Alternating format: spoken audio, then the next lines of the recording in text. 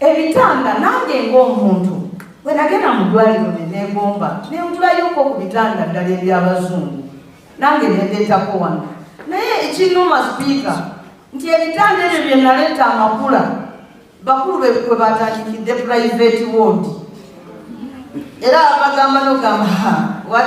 uleete sente wali walungi nnyo nozala ebitanda ebiriwo omubirawa kakati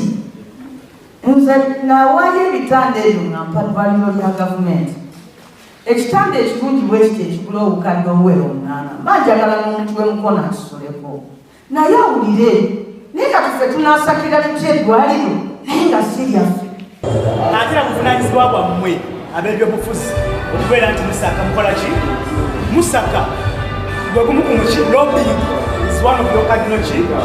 duties naffe ba technical staff naffe tuwandika proposals zaki